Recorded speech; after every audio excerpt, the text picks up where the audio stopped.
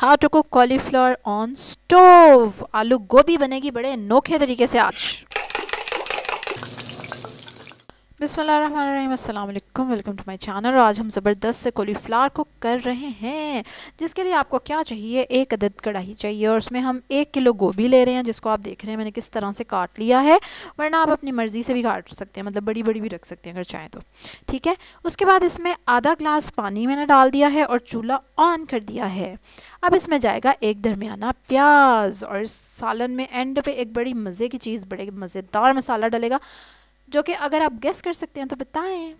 एक टमाटर डाल दिया हमने, 3-4 हरी मिर्चें डाल दी हैं, 1 टेबलस्पून अदरक डाल दिया है हमने इसमें पिसा हुआ, यम, ठीक है। अब हम इसमें डालने वाले हैं आधा किलो आलू। 1 किलो गोभी थी और आधा किलो आलू है, बाकी आपकी मर्ज़ी है कितने आलू डालने हैं आपने।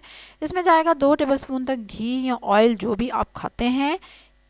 तकरीबन 1.5 टीस्पून तक नमक, 1.5 टीस्पून तक लाल मिर्च और आधा टीस्पून हल्दी, ठीक है। चलो जी, मसाले मसूले हमारे हो गए पूरे। हमने ऑलरेडी पानी डाल दिया हुआ है, चूल्हा जलाया हुआ है। इससे क्या हुआ कि हमारी हंडिया प्री हीट हो चुकी है। उसको ढक के हमने 15 मिनट हल्की आंच पे पका लिया, या जब तक गोभी गल जाए। और ये क्या है, ये वही मसाला जो मैंने आपसे पूछा था कि क्या डालेंगे। चुटकी भर गरम मसाला है, और जो मसाला हमने डाला है वो है अजवाइन। अजवाइन को हाथ में मसल के आपने डालना है। चुटकी भर गरम मसाला डालना है, हरा धनिया भी डाल सकते हैं। उसके बाद मिक्स करना है और पराठे के साथ या रोटी के साथ एंजॉय करना है। जल्दी जल्दी से लाइक करें मेरी वीडियो को, फटाफट से अब सब्सक्राइब करें जिन्होंने नहीं किया हुआ। कल एक और वीडियो के साथ आपसे मुलाकात होगी, तब तक के लिए अल्लाह हाफिज़।